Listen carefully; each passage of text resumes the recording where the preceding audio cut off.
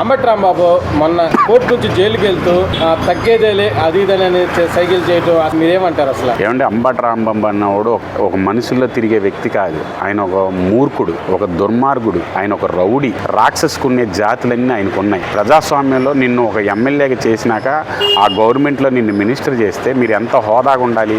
మీరు ఎలా మాట్లాడుతున్నారు? చాలా లోక జ్ఞానం లేని వ్యక్తిలాగా ఒక 100 సంవత్సరాల క్రితం ప్రజలు అలాగ ఉండేవారు అలాంటి బిహేవ్ చేస్తున్నారంటే మీరు మనిషి కాదండి. మీరు ఎక్కడో అడవిలోనో ఎక్కడో బతకాల్సిన వాళ్ళు ఊర్లో బతికేస్తున్నారు. ఇక రానున్న రోజుల్లో వాళ్ళ కుటుంబాన్ని కూడా నమ్మే స్థాయిలో లేకుండా ఆయన దిగజారే మాటలు మాట్లాడుతున్నాడు. వీళ్ళకి ప్రజాస్వామ్యంలో బతకడానికి అర్హత లేదు.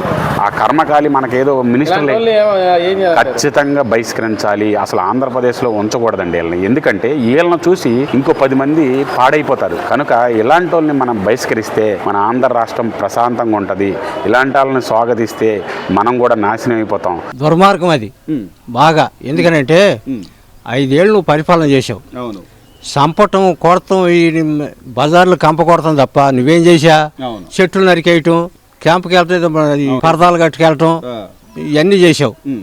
ఇక డైరెక్ట్గా వెళ్ళిపోతున్నాడు. ఆ ఊరు వెళ్తున్నాడు, ఎమ్మెల్యేని పంపుతున్నాడు, నీకేం కావాలో చెప్పమంటున్నాడు. ఆ చెప్పిన చేస్తున్నాడు. మా ఎమ్మెల్యే ఉన్నాడు, ఈ రోడ్ లేదు మాకు, ఈ రోడ్ లేదు, ఇవన్నీ సిమెంట్ రోడ్లు పోపించాడు. మాకు 2 కిలోమీటర్లు ఉంటుంది అంతేనా, అక్కడ దాకా రోడ్డు పోసాడు, ఎమ్మెల్యే పోసాడు. ఇటు మళ్ళీ పోసింది కాక మొన్న ఒక 20 లక్షలు శాంక్షన్ చేశాడు. గవర్నమెంట్ హాస్పిటల్ శాంక్షన్ చేశాడు. దానికి స్థలం కోసం తిరుగుతున్నారు. అది కూడా అవుద్ది. ఎంతమందిని అడుగుతావంట? ఇప్పుడు ఒకరినరికైనా రెండో ఊరుకుంటాడా? ఇవన్నీ దుర్మార్గం పనులు. కాకపోతే కొంతమంది అంబటి రాంబాబుని మూడు కేసులు డబ్బులు ఇచ్చి జడ్జీలకి బెయిల్ తెచ్చుకున్నాడు.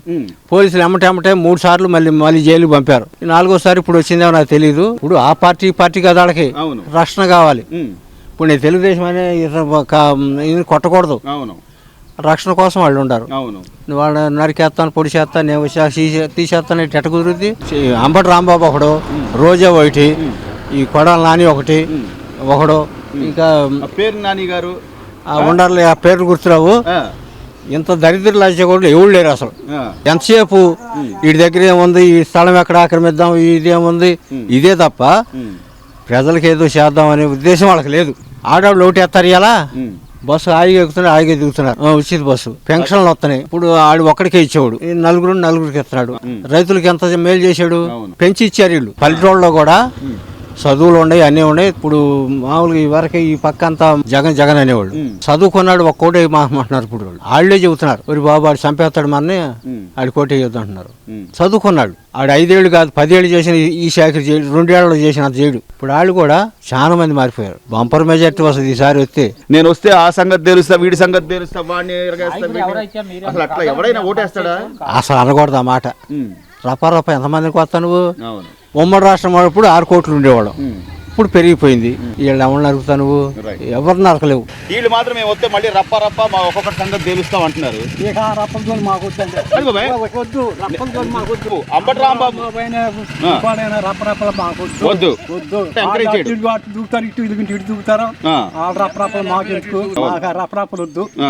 అంటే ఎవరు నమ్మే పరిస్థితి లేదంటావు కాదు బాబాయ్. ఎప్పుడు ఇది కొత్త ఏం కాదు. ఆమె వచ్చాడు బెదిరిస్తాడు, ఈయన వచ్చాడు బెదిరిస్తాడు.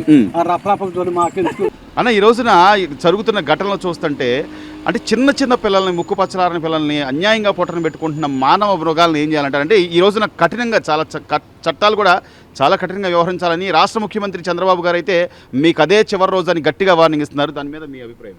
గల్ఫ్ కంట్రీలో చట్టాలు ఉంటాయి, బహిరంగంగా ఉరిదెత్తాం, బహిరంగంగా తలదీసేయటం, అలాంటి చట్టాలు వస్తే కానీ వీళ్ళు మారరు. అలాంటివి రావాలి. చిన్న పిల్లల్ని బయటకు పంపించాలంటే భయం వేస్తుంది, ఇంటి పక్కన ఇంటికి పంపించాలంటే భయం వేస్తుంది. మరి ఆడ అన్నయ్య అనుకుంటానే అలా చేసాడు. మరి ఇవాళ ఎవరు నమ్ముతారు? మరి ఆడపిల్లలు గల తల్లిదండ్రులు ఎవరు నమ్ముతారు? ఎవరైనా నమ్మలేరు కదా.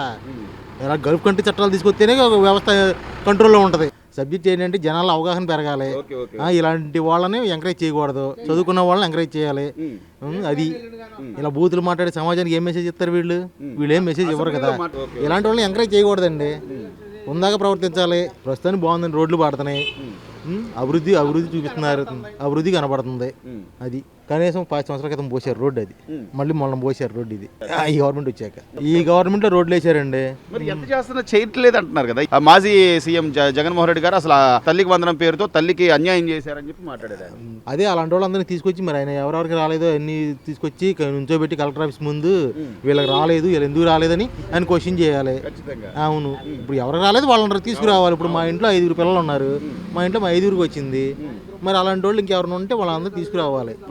ఎవరు చేసినా ప్రభుత్వం మంచిగా నడపాలి. అప్పుడు ఆయన చేసినా ఈయన చేసినా ఆరోపణలు చేయడం కాదు, నిరూపించాలి. ఆయన ఆరోపణలు చేయగానే పలానా వాళ్ళకి రాలేదంటే కుదరదు కదా. అలాగా తీసుకొని వాళ్ళని ఇగో పలానా వాళ్ళకి రాలేదు, ఎందుకు రాలేదు, వాళ్ళు ఏం సమాధానం చెప్తే నువ్వు వినాలి. అది తప్పండి, అలా అనకూడదు. ఇప్పుడు ఒక ఉన్నతమైన వ్యక్తి, ఉన్నతమైన పదవిలో ఉన్న వ్యక్తిని మనం అలా దూషించకూడదు.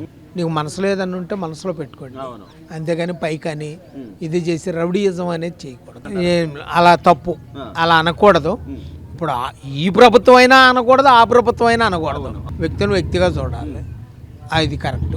నేను వచ్చాక చూస్తానంటాం తప్పు. ప్రజలు వేస్తే ఓటు గెలుస్తావు, లేకుంటే లేదు. ఇది ప్రజలు మనసులో పెట్టుకుంటే రేపు ఓటేస్తారా? ఎవరికైనా, వీళ్ళకైనా వాళ్ళకైనా తప్పు. ప్రజాపాలన చేయనియండి, మీరు చేయండి, అది ప్రజలకి న్యాయం జరిగేటట్టు చేయండి, అది తప్పండి. ఇప్పుడు మిమ్మల్ని ఎన్నుకుంది ఎందుకు?